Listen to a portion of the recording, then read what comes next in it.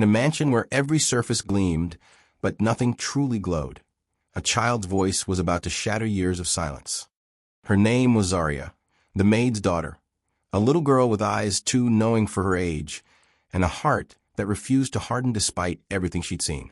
And on this ordinary Tuesday, her path would collide with Maxwell Castellane, a millionaire CEO whose empire spanned continents, but whose soul had shrunk to the size of a closed fist. Before we go further, if you believe one act of kindness can rewrite a destiny, please like, share, and subscribe to Twister Stories. Because sometimes, the smallest voices carry the most powerful truths. Let's get back to the story proper. It all began on a morning that felt heavier than most. Zaria's mother, Rochelle, had arrived at the estate before dawn, her hands shaking as she tied her apron strings. For 8 years, she'd kept the Castellane mansion running like clockwork, invisible and uncomplaining, her every movement an apology for taking up space in someone else's world. She worked not for herself but for Zaria, the daughter who'd become her reason to endure after loss had taken everything else. Zaria had grown up in the margins of luxury, sketching in kitchen corners, while her mother polished silverware that would never belong to them. But she'd never once looked at the estate with envy. Instead, she carried a single quiet dream, to see her mother sleep through the night without crying. Maxwell Castellane was a man sculpted from discipline and distance. His name commanded boardrooms, his decisions moved markets. Yet he moved through his own home like a ghost, haunting a mausoleum of his own design. His ex-wife had left years before, taking their son and the last fragments of warmth from his estate. Since then, Maxwell had built walls so high that even sunlight seemed to hesitate at his doorstep. That morning, fate made its move with the gentleness of falling snow. Maxwell entered the kitchen for his ritual black coffee and found a small figure perched on a stool, reaching for the sugar jar with fingertips that barely grazed a shelf. It was Zaria. She turned, startled, sunlight catching the blonde of her ponytail as her eyes widened. "I'm sorry," she whispered, her voice barely there. "I just wanted to make Mom's coffee a little sweeter." For a moment, Maxwell stood frozen. No one spoke to him like that, without calculation, without fear, just honest and small and real. He said nothing, turning away, but the image of her earnest face followed him throughout that day, an echo he couldn't silence.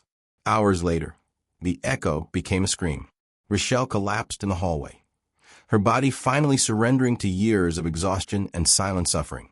Maxwell witnessed it, his instincts overtaking his carefully constructed coldness.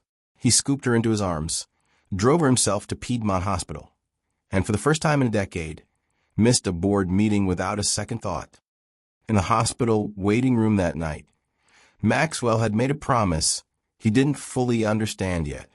When the doctor confirmed Rochelle would recover with rest and proper care, Maxwell looked at Zaria still clutching her worn sketchbook and heard himself say, "If you could have 2 wishes, what would they be?" Zaria's first wish came without hesitation, her voice steady despite the fluorescent lights casting shadows under her eyes. "I wish my mom could smile again when she thinks no one's watching." The words struck Maxwell like a physical blow. In his world of mergers and acquisitions, people wished for penthouses, for power, for position. But this child, sitting in a plastic chair with crayons spilling from her pockets, wished only for her mother's hidden joy. He promised her then, and he meant it with a certainty that surprised him. Days later, the Castellane Estate felt different, as if the walls themselves had exhaled after holding their breath for years. Rochelle rested in one of the guest suites, her debts erased by a single-wire transfer Maxwell made without fanfare. The kitchen filled with her laughter again, lighter now, unweighted by fear. And in the rose garden that had gone wild with neglect, something unexpected happened. Flowers began to bloom. Maxwell found Zaria there one afternoon, kneeling beside a budding rose bush, her fingers gentle on the petals. He approached awkwardly, hands in his pockets, a man who'd forgotten how to exist outside of conference rooms. "The gardener started coming in," he offered, unsure why he felt the need to explain. Zaria looked up, sunlight catching in her eyes. It's nice. Things grow better when someone pays attention. They sat together on the stone bench, silence stretching comfortably between them. Finally, Maxwell cleared his throat. You still have another wish, you know. She was quiet for a long moment, watching a butterfly drift between the roses. Then she turned to him, her expression soft but serious. I wish you'd talk to people the way you talk to me. Like you still believe they can be good. Maxwell felt something crack open inside his chest, a fracture that let light pour into places he'd sealed off years ago. She wasn't asking for money or gifts or favors. She was asking him to remember his own humanity, to see others the way her clear eyes saw him, not as what he'd become, but as what he could still be. I don't know if I remember how, he admitted, his voice rougher than intended. You just did it, Zaria said, simply smiling. Just now, with me. The transformation wasn't immediate, but it was real. Maxwell began attending Rochelle's medical appointments himself, asking questions, listening.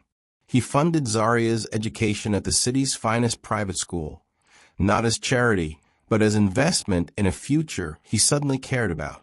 He started saying good morning to his staff and meaning it, learning their names, asking about their lives. The estate, once a monument to isolation, filled with sound again. Rochelle humming while she arranged flowers. Zaria's laughter echoing through hallways that had forgotten such music existed. Maxwell's own voice softer than it had been in years. When sunlight touched the Castellane Estate again, it didn't just light marble floors. It illuminated hearts once sealed by grief, proving that sometimes the greatest fortunes aren't built in boardrooms, but in the quiet moments when we choose to see each other as worthy of kindness. If this story touched your heart, please like, comment, and subscribe to Twister Stories. Tell us, if you were granted 2 wishes, what would they be? Because sometimes the most powerful magic isn't what we receive, but what we dare to ask for, and the lives we transform simply by believing people are worth saving. Thank you.